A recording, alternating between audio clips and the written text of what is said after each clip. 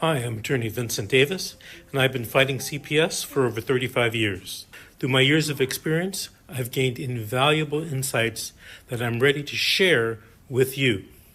If you're a parent or a caregiver or a relative, we need to talk. I'm offering a new opportunity for you to speak with me on a one-on-one basis.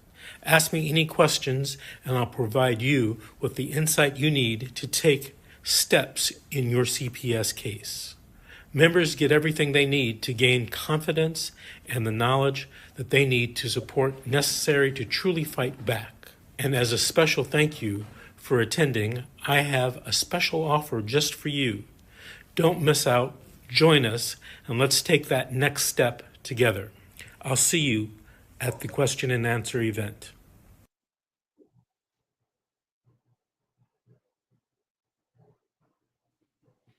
Good afternoon. This is attorney Vincent Davis, and we are having office hours, CPS office hours. And we have as a special guest today who wants to ask me questions is Delaney. Delaney, where are you from? Hi, I live in Wisconsin. Wisconsin. Problems with CPS in Wisconsin? Yes. Okay, why don't you tell me what's going on and ask me your questions? Um, would you like me to give you some background or just, I'm not sure on how to use my time the best. Sure. You know what, to be honest with you, it is best for you to ask me the questions first, and then you can tell me the story because the way lawyers think, they want to know what the issue is. And sometimes people start off with a story, and 80% of the story isn't important or isn't relevant, especially depending on the different stages of the case you're at. Okay, so let me just ask you a few questions. Okay, how long has your case been open? 51 months. 51 months. Yes. First of all, you don't look that old to have children that old. I'm 40. I have a 6 and an 11-year-old. Okay. And you said your case has been open 51 months, right? Correct. I have never heard of that.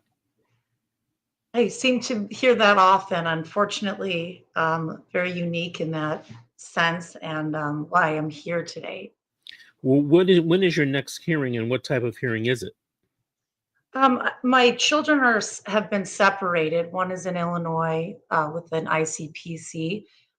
He is at the permanency plan stage. We just finished our permanency plan hearing, which I am hoping to appeal. And my second son has been moved to a treatment level. I was told it was a respite home. They're now calling it foster home. And we have a change of placement hearing for him coming up. Okay. So what are your questions? Um, I'm more concerned with my eldest son who is at the respite home. And I am wondering a few things. I am wondering, I've been considered partially in compliance with the return conditions, and I'm struggling with. First of all, I've already exhausted $20,000 in an attorney fees and haven't gotten past the permanency hearing, and I wasn't able to afford that any longer. A lot of other areas, there seems to be an attorney assigned to the case. Public defender, which isn't always the best option, but is there, should I, how do you feel about that? Is that something that is concerning that I have no representation? Absolutely. If you don't have any representation in the case, um, there's no way, in my opinion, that you can win the case. Okay. You know, do people ever represent themselves and win? Yes. That happens maybe 1 out of 1,000 times. Very low probability. So that's why I say to people, you know, take whatever attorney you can afford. If you can afford a private attorney, if you can't, take the court-appointed attorney. It's better than nothing. It's better than you trying to do it, for sure. Even if you have disagreements with your court-appointed counsel. At 51 months, you have finished the permanency planning hearing, or you have not. I have. Okay, so I'm going to assume, and I might be incorrect, by the way, I'm going to assume that this is very similar to California because I'm licensed in California, not in Wisconsin. So you want to make sure you want to check this with, a Wisconsin attorney who practices in this type of case in this area of law. The first thing that I would suggest to you is go on a mad hunt, Easter egg hunt, to try to find an attorney who can represent you at your budget. And if your budget is zero, there might be someone out there that can help you. Okay. So start looking through the yellow pages or Google. Okay. Google knows all, apparently. And you can type in juvenile dependency or CPS lawyer, Wisconsin, and I'm sure a lot of names will come up. It'll be your job to start calling on the phone and getting people to say, no, I can't represent you. Because there's going to be that one guy or gal who's going to say, oh, you know what, Delaney, I'm going to help you out. Okay. So try to do that. Not guaranteeing you'll have success, but at least you will have tried. And in the process of doing that, you may get some free consultation, 5, 10, 15, 20, 30-minute consultation on your case and get ideas to help you in your case. Number two, if you can't get a private attorney, you're going to have to get a court-appointed attorney. So you're going to have to make arrangements with the clerk of the court and ask them, how do I get an attorney assigned? I'm going to assume, and I might be incorrect, that Wisconsin is the same as California in that having an attorney in a dependency case, CPS case, is a constitutional right. Okay. So that's what the Supreme Court in California has said. And in many other states, Wisconsin, I don't know, but I'm going to assume that that is the truth and that, or that is the law, and that you should be getting a court-appointed attorney assigned to you to help you in your case. The next thing that you have to do is you have to review the file with the court-appointed attorney. And if I were you, and 51 months is a long time, I would probably make a type summary for the attorney so that he or she can be caught up to speed quickly. Type summary means the summary of the case from the social worker's point of view, okay? And if you want, you can then put your point of view, okay? What doesn't help attorneys, and I get it all the time, is people telling me the case from their point of view, all right? And the problem with that is generally, okay, procedurally at least, they're incorrect. They're incorrect about some evidentiary, findings. They're incorrect about what the judge ruled. Okay, so give us the summary from the social worker's perspective. Now you can put the social worker's perspective in paragraph 1, and then put, your perspective in paragraph 2, and you can divide it up in subject areas: Roman numeral 1, Roman numeral number 2, Roman number 3. I would do the summaries by court hearing and or by type of hearing. Knowing that your case is 51 months old, I would probably suggest that you do it by court hearing. That means you have to go get copies of all the minute orders, all right? And you might even want to get copies of your entire court file, okay? And put that together and organize together so you can give it to the attorney so he or she can get up to speed as fast as possible. Many times, I'll say 90% of the time, people will call me up and they will, tell me information that's either incorrect or irrelevant at that stage of the case. Okay. Let me give you an example. In California, you can divide up a CPS case by maybe 6 modules, okay, 6 main modules. And a lot of people call me up at module 6 and they only want to discuss how they got screwed in module 1 or 2, okay? If you didn't appeal module 1 and 2 and win, you telling me about module 1 and 2 is a complete waste of time. I won't say a complete waste of time, but it's not relevant to the conversation. Okay. It might be interesting, but if we're talking for the first time and we're trying to get together and form, I'm trying to come up with ideas about a strategy about the case. You telling me something in modules 1 and 2, and we're on module 6, it is a waste of time. I just have to be honest. So stick to the module you're on. Okay. You're past a permanency planning hearing. And if you need to file an appeal, if you were in California, you'd have a limited amount of time to file a writ or an appeal after a permanent plan has been made. Um, and in California, they have a hearing after that called the selection and implementation hearing to pick the best permanent plan. I don't know if it's like that in Wisconsin, but in California, the best permanent plans, they have three to choose from, is adoption of your children, legal guardianship of your children, or long-term foster care of your children. And of course, if it's adoption, which a lot of social workers push, calls for the termination of your parental rights and the adoption of the child by the foster parent. And basically, you lose that child through adoption. Okay. Did that answer your question at all? Very much, Okay. very much so. I was told by the judge that they do not appoint attorneys. And so I have been trying to um, find somebody different than who I had previously when I had more access to being able to pay their fees. Um, um, the um,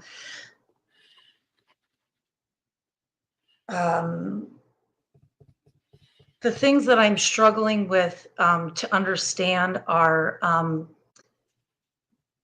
how is somebody such as myself supposed to um, do something like the judge said, well, you can file an appeal. And I asked numerous people within the county um, how to do that, if there was a form, if there was a file number, and nobody was able to give me any direction. And so I wrote a letter stating that I was going to be doing my appeal, and I believe that I did it within the time period.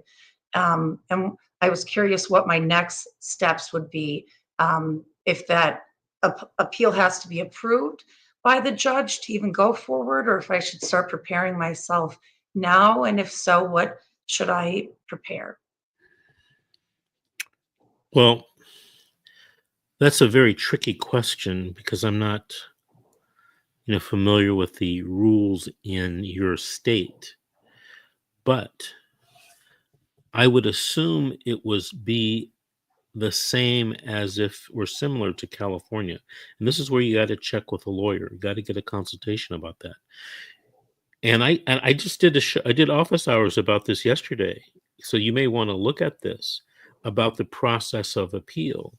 You first file your notice of appeal, then you get the record, you augment the record, you file your appellant's opening brief, you wait and review the respondent's brief, you file a reply brief, and then you go to oral argument. That's a 15-second summary of a 30-minute show yesterday.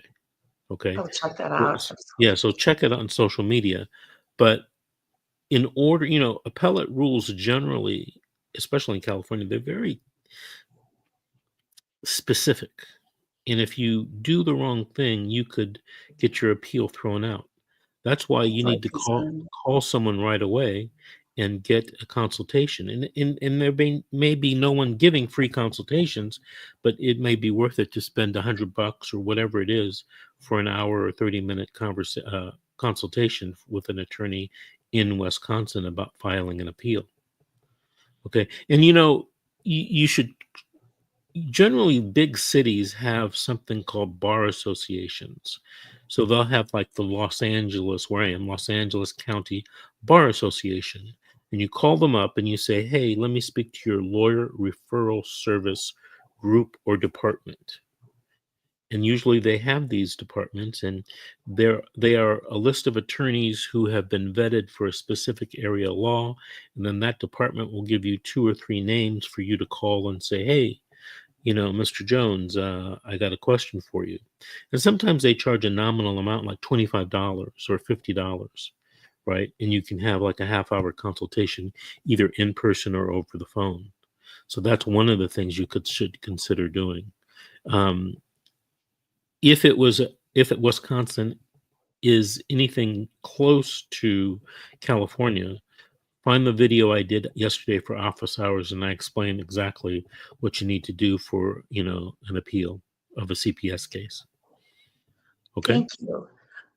May I ask, they are currently allowing my 11-year-old to refuse visits with both myself and his brother. And I don't believe that not only is he 11, which seems very young to make those decisions, but he also has endured a lot of trauma and is, really not in a position to make those calls. Is that something that there's a standard for a certain age, or is that case by case basis? Maybe decide that.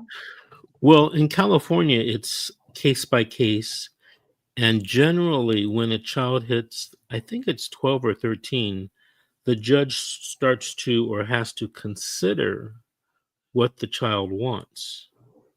Consider, that doesn't mean has to rule like the child wants, right? But I've been in cases where, basically the court indicated that, hey, the kid's 17 years old. I can't tell him what to do. I Right. can't tell him where to live, you know. Um, but if he says, hey, I don't want to see my mother, I might have to respect that. But at 11, that's still, in my opinion, too young. But who knows if they have a special law in Wisconsin, that deals with something like that. I From what I've found, the only thing I can find that applies is the same 12 to 13, but that's only in family law. I wasn't sure about that. Um, as far as uh, return conditions being considered only partially in compliance, um, is there a general, I know that it's different state to state, is there a way that I can prove my compliance um, on my own, or do I have to rely on I say county, which is CPS for us, in the same way? Do I get my attendance records for things? I'm asked to show my parenting skills, but I don't have visits. So I'm not sure how to do things like that, but I like to make the case that I'm not in partial compliance, that I am in full compliance. Well, in California, you would file something called a 388 petition, and you might want to get a statute conversion. You might want to type in Welfare and Institutions Code Section 388, which is the California version, and see what that code is and that code section is in Wisconsin. I'm almost positive that every state has this type of get out of jail free card, because all of the states have to comply with federal regulations. And for what I recall, that is one of the things that the federal regulations require is for, this last chance um, thing that a parent can do to get back in the ball game. So if you were in California, 388 would be, it's a 4-page form, but you have to add evidence to it, declarations under penalty of perjury, um, videos, pictures, that type of thing. You have to have your certificates and your completion letters and progress letters of all the courses you did for reunification services. Then you have to have some legal points and authorities, giving an explanation to the judge why your facts under Wisconsin law and Wisconsin appellate cases and Wisconsin statutes supports you getting the child back or getting more reunification services or getting liberalized visits, unmonitored overnights and weekends, that type of thing. So you got to have that type of analysis as well. people in California, a lot of times I find they do 388s themselves by themselves. And 9 times out of 10, their 388 isn't even granted for a hearing. And the first thing they say is, well, the court is corrupt. But they don't realize that they didn't file the 388 in a persuasive or legal manner, right? They just use that 4-page form. And everybody thinks, oh, there's a form, that's all I need to do. And generally speaking, in most cases, that's not all you need to do. You need to do a lot more. Okay? Yeah. Okay. So I hope that, many months ago, maybe a couple of years ago, I had a host on my channel, my YouTube channel, that did shows, and she was a mother who was a victim of CPS. And I'm trying to think of her name. She's from Virginia, and God, I can see her face, and her name Does she have escapes me. tattoos and is it, there's a gal who I see sometimes with you and Bob. She's, all I can describe her, she's usually in a tank top with a bunch of tattoos and she No, seems to, no, it's okay, not her. Not her. I think her name was Amy. But anyway, her shows are still posted on the internet, and maybe Grace, my producer Grace, can help you find them. She had a website that she found where you stuck in a statute, for example, California statute, and it converted it to the New York statute, or in her case, the Virginia statute, and vice versa. So if you can find that website, you know, you can plug in what California Welfare and Institutions Code Section 388, and then ask the database, what's the similar law in Wisconsin? Okay. And sometimes the laws are very similar in writing. I've seen a couple that are almost exactly the same wording, you know. So these states have, plagiarized each other, which is fine. As long as they comply with the federal regulations. But see if you can find that, and maybe Grace can help you, because when we did the show, she posted it in the comments, um, the website, so people could grab it and take a look at it. that would be really helpful. Wisconsin seems to be a little bit archaic to things. And I also happen to unfortunately be in a county that's very conservative, wealthy, primarily white. And there seems to be a lot of sway within or there seems to be a lot of, I don't know what the term in the pocket is, or collusion, and kind of things where one person is able to benefit from the other choices and things that are made. Um, and I was wondering also, if you're aware, might be different state to state, but are there incentives for CPS to continue to keep a case on for 51 months, to You, you do know, I'm, removals? I was always under the impression that the maximum amount of time uh, that the federal government would fund a case was 24 or 36 months. That's why you don't see cases that as old as yours, because they lose federal funding. Now, there may be some type of special exception for your case. I don't know all the details, but it's highly unlikely that they would keep a case open that long without terminating your rights or without giving these kids in guardianship, because the amount of money that the state, well, at least California, would make on a case like that goes down, it drops way down, unless, Right. there's a special program for a kid.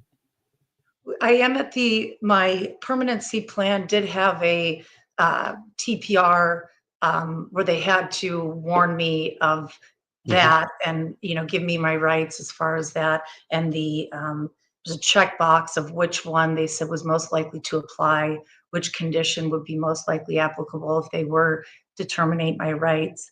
And they have tried to have guardianship. But it's not guardianship to another individual. The county wants, or the CPS or the county is trying to have the guardianship. That was confusing for me, Yeah, and I am they not can't. sure. In California, they don't have that. Okay, Some person has to be the legal guardian right. and not the agency. Yeah, um, it's gotten a little bit confusing because of the ICPC. So I have both of the boys were at different places in the hearings and until the ICPC happened. Um, and I have um, the only back history I think that's relevant is that when I moved to Wisconsin from California, I started my care with Health and Human Services. I was new to town. That's where I got my meds. I had a counselor there. I had a couple of other services, and I feel it's inappropriate or it's being exploited that they have 15 years of back history that they're able to access and able to um, use as their grounds or their evidence in the court hearing. And I'm having a really difficult time um, getting anyone to believe that those facts aren't correct or that the decisions that they're making now or their interpretation of events or my behaviors are not impacted or influenced by their access to the last 15 years, very intimate parts of my life. Alrighty. Did you have any other questions for me? No, I don't think so. Well, I do. I have a million, but I do appreciate your time. And I think the best thing to take away from here is to really advocate and get some more representation again. Definitely more representation. I Definitely. plan on reaching out. I was going to talk to Grace and see if I know you're in a different state, but just you're very matter of fact, and we can probably get down to some brass tacks. And I would appreciate that. Okay, very good. So Thank you very much. you can reach Grace by calling that number there on the screen, bottom right hand corner, 888-888-6582, or you can just email Grace at grace at vincentwdavis.com. You can reach me the same way, and my email address is v.davis at vincentwdavis.com. Delaney, I want to thank you for coming on and sharing your story today during our office hours. If you have any other further questions, give me a call, okay? Thanks so much to everyone there on your end. Thank you. Happy holidays. Same to you. All right, before we end, I had one question, just one question today, posted on YouTube. It's from Tecun, Tecun. It says, I'm in California, had police yesterday break into my house with child services, lock my kid in the room, and talk to him without us being able to be there. They showed us a warrant. I never talked to them. And then he goes on to say, or she goes on to say, I never talk to them. They are so corrupt and evil. They lie so much. We need protection from these absolute criminals. That's an unusual situation of the social worker getting a warrant to break in your home. You might want to look at that warrant to see if it really said they could break in. If it doesn't say they can break in, you may have a lawsuit, a civil rights lawsuit. And there's one thing I want to say about making change. Change in our country is made at the ballot box. So you're in California. Um, I don't know what county you're in, but there are state laws that you can write to legislators in Sacramento. You can lobby, you can vote, you can organize people to vote. All right, and you can change laws that way. And don't forget, in California, judges are either elected or appointed, but they all have to face re-election in front of the public. So use your vote to hold people accountable. All right. That is the end of our show today, Office Hours. If you want to be on with me and ask me questions, please contact Grace, Grace, at vincentwdavis.com. All right, and I hope to see you on the show asking your questions about your case. Thank you very much for watching, and we'll see you guys tomorrow. Hi, I'm attorney Vincent Davis, and I've been fighting CPS for over 35 years. Through my years of experience, I've gained invaluable insights that I'm ready to share with you. If you're a parent or a caregiver or a relative, we need to talk. I'm offering a new opportunity for you to speak with me on a one-on-one basis. Ask me any questions, and I'll provide you with the insight you need to take steps in your CPS case. Members get everything they need to gain confidence and the knowledge that they need to support necessary to truly fight back. And as a special thank you for attending, I have a special offer just for you. Don't miss out. Join us, and let's take that next step together. I'll see you at the question and answer event.